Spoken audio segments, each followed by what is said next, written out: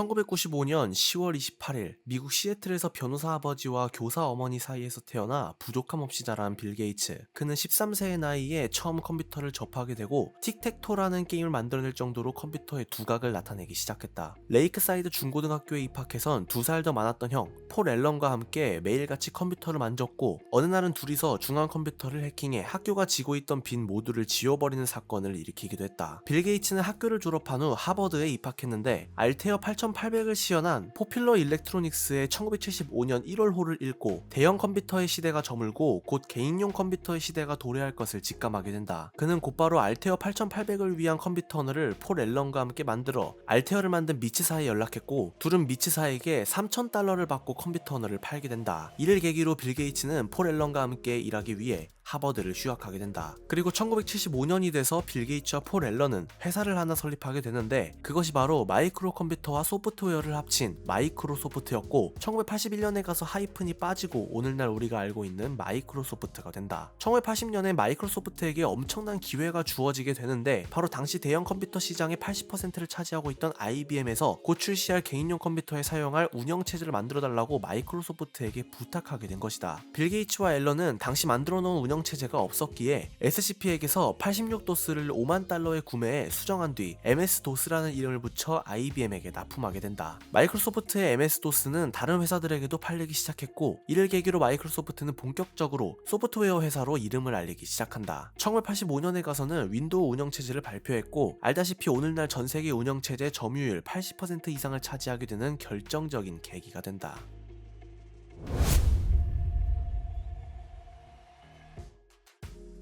마이크로소프트는 회사가 만들어진 날인 1975년부터 오늘날까지 다양한 로고들을 사용해왔다. 마이크로소프트가 처음 사용했던 로고는 당시 인기가 많았던 음악 장르인 팝과 디스코 장르의 느낌을 기반으로 디자인했다고 하며 1980년대 사용했던 로고는 당시 인기였던 락을 기반으로 디자인되었다. 마이크로소프트가 윈도우를 발표했을 시기에는 알파벳 O에 포인트를 준 로고를 사용했고 사람들은 이 로고의 이름을 빌벳이라고 불렀다. 1987년부터 2012년까지 무려 20년간 사용되었던 마이크로소프트의 로고는 팩맨이라는 이름으로 불렸는데 로고에 그려진 O가 당시 유행했던 팩맨의 모습과 유사해 가지게 된 별명이라고 한다. 그리고 2012년부터 오늘날까지 사용되고 있는 마이크로소프트의 이 로고의 경우 당시 공개되었던 마이크로소프트의 로고 소개 영상에 따르면 하늘색은 윈도우를 상징한다고 하며 주황색은 마이크로소프트 오피스를, 초록색은 엑스박스, 노란색에 대해선 딱히 언급이 없었지만 아마도 빙이 아닐까 생각된다.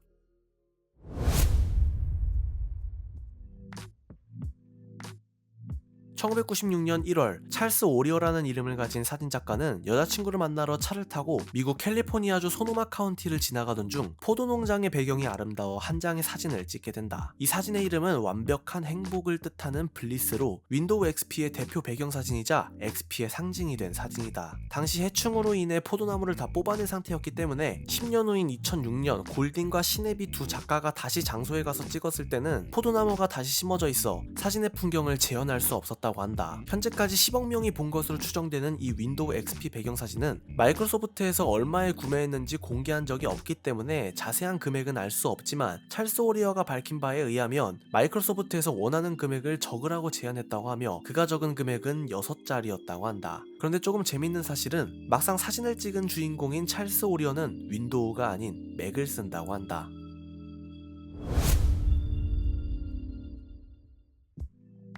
마이크로소프트는 과거 MS 오피스의 여러가지 게임들을 숨겨왔다. 엑셀 95에선 95번째 행을 전체 선택한 뒤 탭키를 누르고 헬프 메뉴에 들어가 컨트롤 시프트를 함께 누른 상태에서 테크 서포트 버튼을 누르게 되면 1인칭 길찾기 게임이 나오게 되고 게임 마지막에 가선 개발자들끼리 함께 찍은 사진을 확인할 수 있다. 엑셀 97에선 F5 키를 누르고 고투 대화창에서 다음과 같은 주소를 입력해 확인을 누른 뒤 탭키를 누르고 컨트롤 시프트를 동시에 누른 채로 치트 마법사를 클릭하면 비행 시뮬레이션 게임으로 접근할 수 있게 된다. 엑셀 2000에선 워드 시트를 웹페이지 형태로 저장하고 웹페이지를 실행시키면 엑셀 작업창이 뜨게 되는데 여기서 2000번째 행을 전체 선택하고 컨트롤 알트 시프트를 동시에 누른 상태로 오피스 로고를 클릭하게 되면 데브헌터라는 자동차 게임이 실행되게 된다. 워드 97에선 블루를 타이핑한 뒤 폰트색을 파란색과 볼드체로 바꾼 뒤 헬프로 들어가 컨트롤 시프트를 누른 채로 워드 아이콘을 클릭하게 되면 핀볼 게임이 켜지며 파워포인트 95와 97, 2000에선 헬프에 들어가서 아이콘을 더블 클릭하면 개발진들의 이름이 등장하는 이스터에그 역시 숨겨놓았다.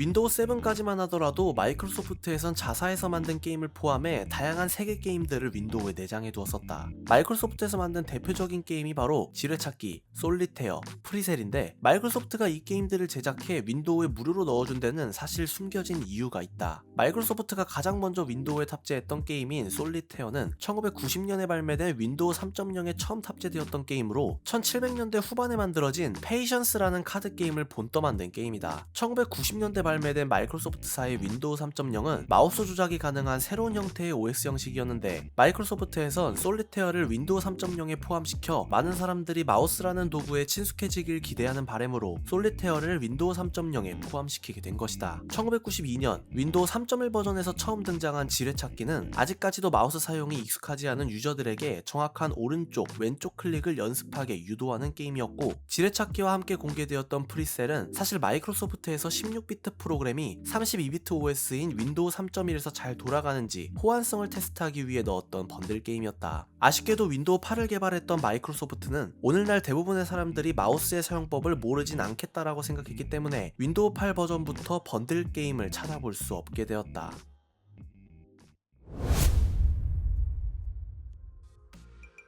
2012년은 마이크로소프트의 로고만 바뀐 해가 아닌 윈도우 8이 출시되는 기념으로 기존에 사용되어 왔던 윈도우의 로고도 완전히 바꾸게 되는 시기였다. 윈도우 8의 새로운 로고를 디자인한 회사인 펜타그램은 마이크로소프트에서 더 이상 윈도우의 로고가 깃발처럼 보이지 않게 해주세요 라는 부탁을 했다고 하며 때문에 기존에 친숙한 사색 기호를 현대적이면서 기하학적 형태로 재탄생시키기 위해 이러한 기하학적 방법을 사용해 윈도우 8 로고를 제작하게 되었다고 한다.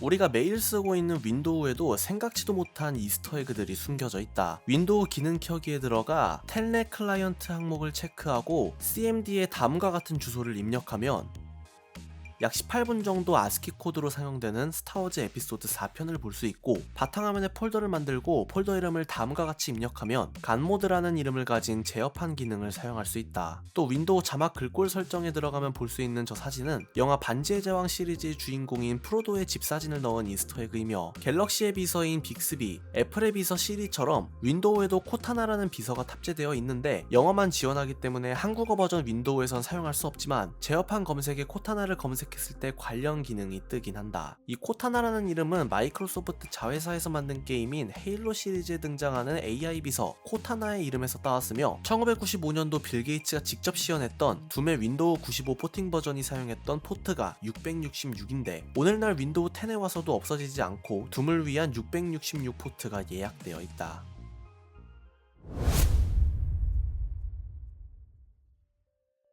컴퓨터 공학에는 굉장한 실력자였던 빌 게이츠는 장명에는 큰 솜씨가 없었나 보다. 그는 원래 윈도우 운영체제를 인터페이스 관리자를 뜻하는 인터페이스 매니저라는 이름으로 OS를 출시하려고 했지만 마케팅 부서에서 윈도우스라는 이름이 더 좋게 들린다며 윈도우라는 이름을 추천했고 오늘날 우리가 사용하고 있는 윈도우의 이름은 사실 이렇게 탄생하게 된 것이다.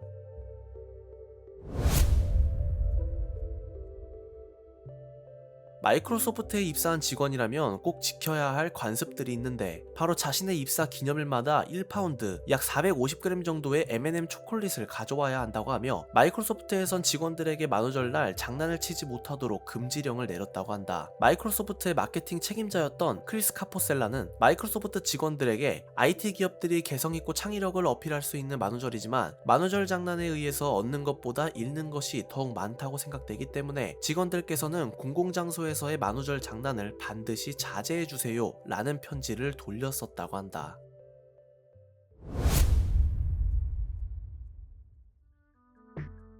2003년 8월 캐나다에 거주하고 있던 17살 고등학생 마이크 로우는 웹디자인 사업을 위해 웹사이트를 하나 만들게 되는데 그는 자신의 이름 마이크 로우 뒤에 웹디자인 사업인데 소프트라는 이름을 붙이면 재미있는 조크가 될 것 같아 자신의 웹사이트 도메인 이름을 마이크로우소프트닷컴으로 짓게 된다. 하지만 3개월 후 마이크로소프트에선 도메인의 이름이 마이크로소프트와 발음이 유사하다는 이유로 마이크로우에게 도메인 이름을 포기하라는 편지를 보냈고 이를 보게 된 마이크로우는 마이크로소프트에게 유저들에게 도메인을 포기했을 때 줄 수 있는 대가가 무엇이냐는 답변을 보냈다. 하지만 마이크로소프트에선 도메인을 포기하는 대가로 $10, 하나 약 1만원어치를 주겠다는 답변을 받게 된 마이크로우. 그는 화가 났는지 10 뒤에 공을 3개 붙인 $10,000를 달라고 마이크로소프트에게 재요구를 하게 된다. 이를 본 마이크로소프트는 그를 도메인 사냥꾼으로 처리해 25장에 달하는 도메인 정지 요구를 보냈고 전 세계가 지켜보는 다윗과 골리앗의 싸움이 본격적으로 시작된다. 하지만 마이크로우는 생각보다 영리했다. 그는 각종 언론사들에게 자신이 마이크로소프트에게 상표권 침해 소송을 받았다는 소식을 알렸고 마이크로소프트가 자신에게 도메인 포기 조건으로 $10를 제시했던 사실까지 모두 밝히면서 뉴스를 접한 사람들은 마이크로소프트를 비판하는 여론까지 만들어지게 되었다. 마이크로우는 사람들의 후원으로 $6,000의 기부금과 변호사까지 제공받게 되고 마이켓 사이트에 유저들이 몰리면서 사이트가 터지기까지 했다. 마이크로소프트는 상황이 좋지 못했다. 이 사건으로 마이크로소프트의 이미지가 다윗을 잡아먹으려는 골리앗이 되어 있었고 주가도 영향을 받고 있었다. 결국 마이크로소프트는 마이크로우에게 재협상을 요구했고 microforums.com이라는 도메인으로 바꾸는 대신 마이크로소프트에선 그에게 MSDN 멤버십, 마이크로소프트 본사 여행 비용 전체 지불, 에일리언웨어사의 노트북 선물, 심지어 마이크로우가 원하는 게임과 엑스박스까지 모두 제공해줬다. 마이크로우소프트.com의 관리권을 얻은 마이크로소프트는 유저들이 주소창에 마이크로우소프트.com을 치더라도 마이크로소프트의 홈페이지로 이동할 수 있게끔 만들어 놓게 된다.